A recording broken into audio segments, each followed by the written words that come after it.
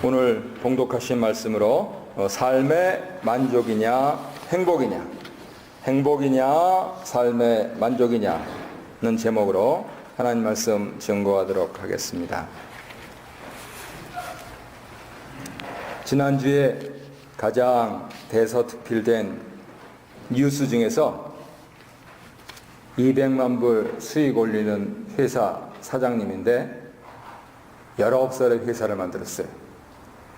그래서 회사 만든 지 이제 12년이 됐습니다. 나이가 30이죠. 댄 프라이스라는 분인데요. 그 중에서 자기가 창립자고 또 사장이니까 100만 불씩 월급을 받았습니다. 근데 노벨상을 수상하신 교수님 포함된 연구진에서 미국인들의 삶의 만족도 이 부분들을 조사한 논문을 읽고 이분이 마음을 고쳐먹었습니다. 아직도 젊어서 그렇게 할 수 있었을까요? 그래서 자기도 월급 90%를 내놓겠다. 그러니까 자기는 10만 불만 받고 90만 불을 해서 원래 신용카드 결제 회사 대행업체인데 직원들한테 지금 이 논문에 나와 있는 대로 삶의 만족도를 높이기 위해서 7만 5천 불인데 그것까지는 자기 회사가 작아서 할 수가 없고 7만 불 이상씩 주겠다. 그래가지고 아주 지금 신문에 대해서 특필이 됐습니다. 바로 이제 힐러리 후보가 받아가지고 나는 중산층을 대변하는 후보가 대통령 후보가 되겠다. 이렇게 해서 대단한 지금 센세이션을 일으키고 있습니다. 이분이 읽은 논문이 정서적 웰빙 그래가지고 미국인들을 쭉 조사를 해보니까 7만 5천 불 이하를 받는 사람한테 여분의 돈이 생기면 참 내가 이게 삶이 보람되다 하는 만족감을 느낀다 하는 것을 구체적으로 노벨상까지 받은 분이 조사를 한 거예요. 왜 만족감을 느끼느냐? 결국은 두 가지 아니겠습니까? 나 중심으로 생각을 해봤을 때 내 몸이 더 건강해지는 거예요. 그래서 삶이 몇 년 남았을지는 모르겠지만 내 삶에 만족감을 느끼는 겁니다. 지금 세상은 지금 제일 잘 사는 미국에서도 바로 이것이 대서특필되는 뉴스입니다. 틀린 말이 아니에요. 거기에 더해서 오늘 성경은 그러한 삶의 만족을 끝까지 밀고 나갔을 때 진정 사람이 행복한가 하는 그 질문을 던지고 있다고 생각됩니다. 4만 불을 받던 직원이 사장님의 배려로 3만 불을 더 받아서 7만 불을 받으면 그래도 심리적 저지선은 7만 5천 불이니까 5천 불에 대한 갭에 대한 아쉬움도 생기고요. 이 3만 불 어디 했을까? 이거 고민도 생기고요. 그리고 막상 그래서 여러 가지 유익한 일들을 해봤을 때 그것이 일과성에 지난다 하는 것을 압니다. 그래서 진짜 행복하냐? 어쩌면은 사람들은 많은 케이스들이 보여주듯이 차라리 부족했을 때가 낫다 하는 얘기를 할지도 모릅니다. 그래서 성경 말씀은 사람에게 있어서 진정 행복한 것이 무엇이냐 하는 그것을 들려주시고 있고 우리는 그런 차원에서 봐야 한다는 것이죠. 오늘 여러분들에게 제공해드리고 싶은 내용은 뭐냐면 이렇게 우리는 비록 7만 5천 불 모르겠습니다. 제 친구는 7만 5천 불을 따라가는지 모르겠는데 안 된다 하더라도 성경 말씀은 우리에게는 그거와는 질적으로 다른 흔들 가치가 있다 하는 그 말씀을 하시고 있습니다. 거기에서 주는 경제적인, 심리적인 만족감과는 다른 행복감이 있다 하는 그 얘기를 하시고 있는 겁니다.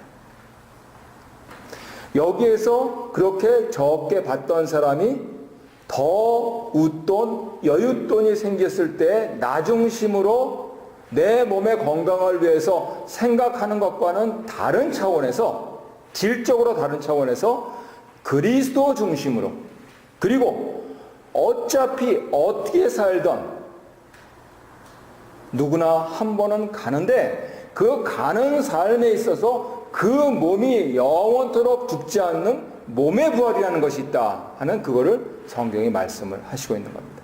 그래서 그 차원에서 거꾸로 되돌아서 보기만 하면은 우리는 행복한 삶을 살 수 있다 하는 대안을 제시하고 있는 것이죠. 그래서 나 중심 대신에 그리스도 중심, 몸의 건강 대신에 몸의 부활을 바라는 이러한 사고의 대변혁, 신앙 관점을 갖게 되는 것, 이거는 내 힘으로 안 된다는 겁니다. 아무리 좋은 사장님 만나서 그 사장님이 90%의 월급을 깎아서 직원들에게 나눠준다 하더라도 채워질 수가 없는 거예요. 유일하게 채워지는 방법이 있으니 그것은 성령께서 임하셔서 성령께서 나의 뷰 포인트를 바꿔주셔야 됩니다. 그래서 우리는 인도하시는 말씀, 이렇게 성령을 배우죠. 오늘 봉독하신 말씀을 보면은 이 몸의 부활, 이 그리스도 중심적인 그러한 획기적인 복음 뉴스에 대해서 크게 두 가지로 나눠서 말씀을 드릴 수 있습니다. 첫 번째로 누가복음 말씀을 보면은요, 만일에 당신이 부활 말씀에 집중한다면 무슨 일이 벌어질까 하는 내용을 말씀해 주고 있는 겁니다. 두려워하던 제자들에게는 평강을 주시고요, 의심하던 제자들에게는 믿음을 주십니다. 나의 마음의 부활이라고 하는 그 말씀에 집중하게 되면은요, 왜냐하면 이렇게 평강과 믿음을 주시는 주님은 스스로 몸이 부활하셔서 영광스러운 몸의 부활, 그때는 주님의 몸이 아니고 내 몸입니다. 이 자리에 모여서 그 주님을 믿는 우리의 몸입니다. 영광스러운 몸의 부활을 소망하게 하시기 때문이지요. 조금 내 마음에 안 드는 일이 벌어져도요, 결국 죽고 결국 부활해야 할 텐데 하는 이 관점으로 돌아서기만 하면은 용납하지 않을 게 없단 말입니다. 용서하지 못할 게 없다는 얘기예요. 그 생각을 못하니까 네가 옳으니 내가 옳으니 하면서 심지어는 충돌이 일어나고 헤어짐이 일어나고 하는 그러한 일들이 생기는 것이다, 이렇게 말씀드리는 것이죠.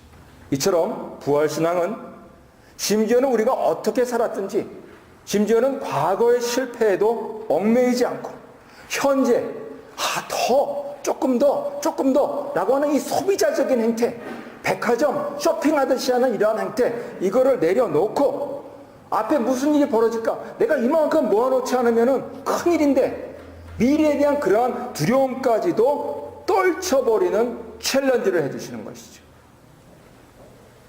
이것을 간단하게 옛날에는 뭐라고 표현했냐면, 지금 죽어서 천국 갈 수 있습니까? 그렇게 표현했습니다. 어떤 이발사분이 말주변이 없는데 교회 목사님이 전도를 그렇게 하라고 그래가지고 이분이 손님이 들어가지고 덜덜덜 떨다가 결국은 타이밍을 잡았는데, 그분 다 머리 깎고 나서 옛날 남자들은 뒤로 이렇게 뉘어가지고 여기다 비누 칠해줬거든요. 왜요? 면도해 주려고요. 그래서 덜덜덜 떨다가 그분이 가죽뒤에다 쓱쓱 칼을 갈면서 죽을 준비 됐습니까? 그렇게 하는 게 아니고요, 내가 나 먼저 몸의 부활에 대한 소망을 갖고 그 부분에 대해서 나 먼저 훈련하고 내 속에서 우러나와서 내가 진짜 부활을 믿는 사람으로서, 부활자로서 그렇게 부활을 얘기해야 이게 감명이 있는 거죠. 하다못해서 가수들도 그 짧은 노래말을 전부 자기 것으로 체화해서 토해낼 때 옛날 생각도 나고 앞으로 걱정도 있고 하면서 관객들이 눈물을 철철철 흐르면서 거기에 동화되는 것을 보면 우리 복음, 더구나 부활의 복음을 갖고 있는 사람들이 그렇게 살지 못하고 있다는 사실은 이거는 상당한 위기입니다. 우리의 부활신앙은 현재와 과거와 미래에 대해서 새로운 챌린지를 해 주시는 것이죠. 이것은 말씀이 임해야 고난과 죽음의 장소가 생명과 구원의 진원지가 되고 두려워 떨던 사람들이 마지막에 같이 봉독하신 것처럼 증인이 될 수 있는 그러한 터닝 포인트가 생깁니다. 성도로서 주님의 고난에 동참하며 살다가 한 줌 흙으로 돌아가는 순간이 영원한 슬픔이 되지 않는 이유를 찾으라 하면 바로 이 부활에 있는 것이죠.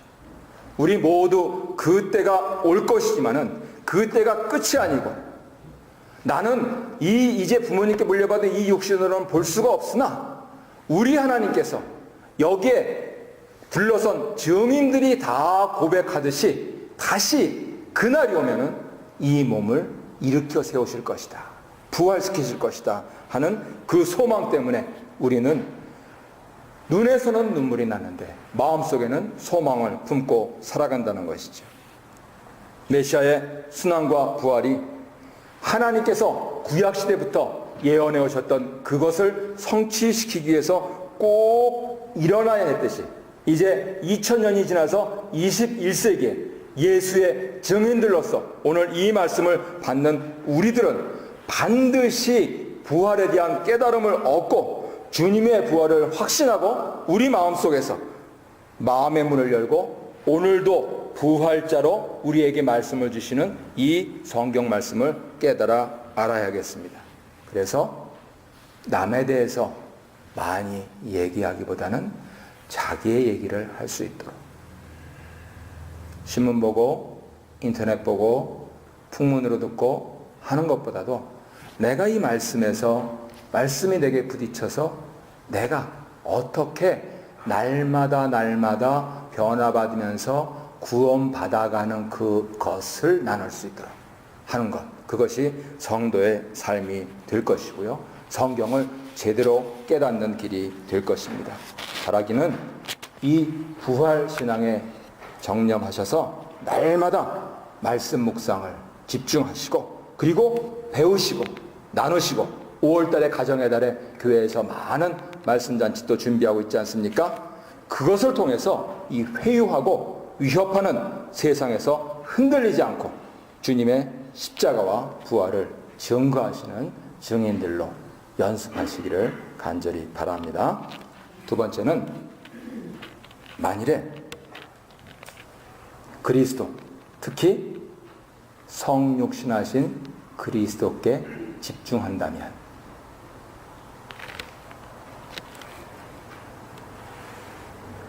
부활이신 그 말씀이 갖는 가치는 이 유대인들이 죽인 이 예수님, 사도행전에 오늘 본문에서 말씀하시는 것은 뭐냐면 만약에 이 예수님, 바라바 예수가 아니고 나사렛 예수, 사람들은 그를 죽여버렸는데 만일에 그가 부활하지 않았다면 그는 하나님의 저주를 받아서 나무에 달린 자밖에 안 됩니다. 심지어는 세상 사람들도 버린 자밖에 안 됩니다. 하지만 하나님께서 부활시키셔서 그가 하나님의 명령에 죽기까지 순종하신 하나님의 종이었다 하는 사실을 만천하에 공표하신 것이죠. 나아가서는 그를 하나님이 살리셔서 하나님 나라의 왕으로 삼으시고 그 이름을 영화롭게 하셨다. 우리가 지난주 빌립보서에서 묵상한 대로입니다. 그렇다면 그 부활하신 주님을 우리가 영접한다면, 깨닫는다면 거기에서 출발해서 다음 단계로 나아가야 된다 하는 것이죠. 그것이 뭐냐면 바로 우리 주님의 성육신에 대한 묵상입니다. 우리 주님의 성육신을 초월적인 차원에서 보자면 이분은 이미 2000년 전에 한번 베들레헴에 오셔서 34여 년의 생애를 사시고 십자가에 달려 죽으시고 부활하시고 승천하셔서 하나님 보좌 우편에 앉으셔서 하나님으로서 이 세상을 통치하고 계시다가 재림 때 다시 오실 분입니다. 누구도 그분의 어미 앞에 설 수가 없는 분이십니다. 그런데 성경이 약속하신 또 다른 것은 그분이 성령으로 우리 속에 내재하신다 하는 겁니다.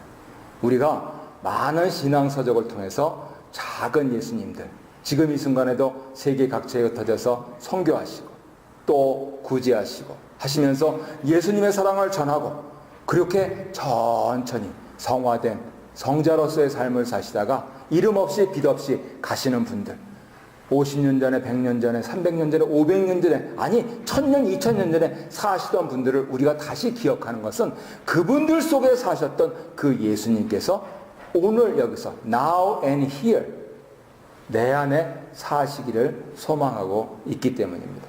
사도행전의 말씀은 그 비겁했던 제자들인 베드로, 요한이 개인의 능력이 아니고 생명의 주이신 예수님의 이름으로써 그의 이름의 권세로서 병든 자를 고치셔서 예수님 살아계심을 증명하셨다는 것이죠. 많은 사람들은 이 열매만 추구를 하기가 쉽습니다.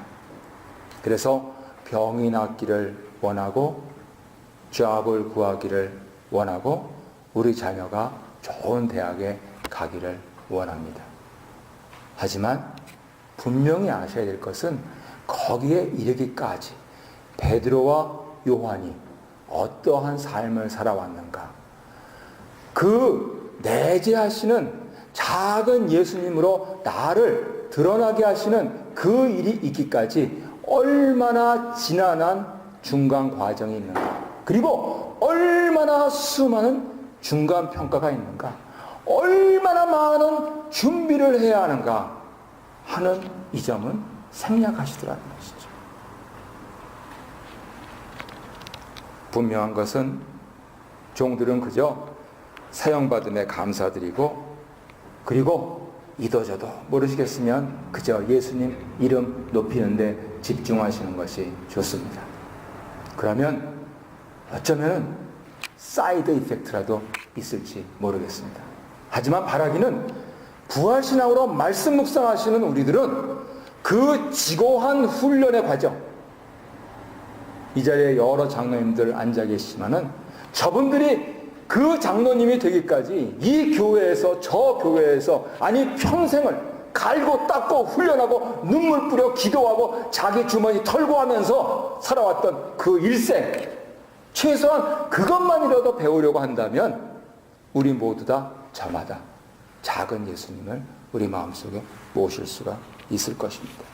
나아가서는 오늘도 변함없이 세상의 힘이 아닌 그 예수 이름을 믿을 때 우리가 우리의 능력이 아니고 예수 이름으로 손을 얹고 안수하고 기도할 때 교회 일꾼들이 일어나고 병드신 분들이 일어나고 마음이 상하신 분들이 회복이 일어나게 될 줄로 믿습니다. 이전에는 하나님을 모르던 죄인들이 회개하면은 예수님 이름으로 죄 용서받고 하나님 은혜에 참여하게 되는 날이 이른다. 사도행전 본문을 말씀하십니다. 이 날을 사도가 말씀하시기를 유쾌하게 되는 날, 이 날을 사도가 말씀하시기를 새롭게 되는 날이라고 그러십니다. 바로 여기에 행복의 포인트가 있습니다. 이 예수를 만나셨습니까? 부모님이 예배당 손잡고 오셔가지고 아직까지도 습관적으로 다니십니까? 돌려서 얘기하면 진짜 유쾌하십니까? 무슨 일이 있어도 나는 날마다 새로운 구원을 경험하십니까? 아니라면 그 이름 예수를 다시 찾으셔야 됩니다. 아니라면 내가 지난한 훈련을 다시 받으셔야 됩니다. 요한계시록에 있듯이 첫사랑을 회복하셔야 됩니다. 감사한 것은 우리는 유대인들보다 늦었지만은 열심히 분발해서 한국교회가 지상에 있는 모든 교회가 주목하는 성숙을 이룬 점이에요. 근데 첫사랑을 잃어버렸어요. 한국교회도 그렇고 한인교회도 그렇고요. 빨리 회복돼야 되겠습니다. 무엇보다도 개인적으로 늦게 예수님을 알게 되었어도 얼마든지 캐치업할 수 있다.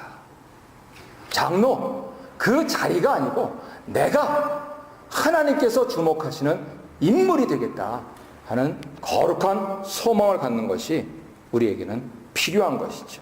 바로 본문은 그렇게 회복되고 그렇게 소생하고 그렇게 새롭게 되고 그렇게 하하하 웃는 유쾌하게 되는 날을 말씀을 하시고 있는 것이죠. 나아가서 이 자리에 계신 여러분들뿐만 아니고 지금 세상에서 자기 일생을 만족을 추구하면서 구가하시는 모든 분들까지도 반드시 재림하실 예수님 심판대 앞에 서야 한다는 것입니다. 그때 내가 now and here 여기서 예수님을 믿고 예수님의 성육신의 한 작은 화신, 작은 예수님이 되어서 내 일생을 살았다면 기쁘게 그분을 영접할 것이고 그러지 못했다면 너무너무 두렵고 창피하고 힘들어서 바위 뒤에라도 숨으려고 할 것이다. 성경은 말씀합니다.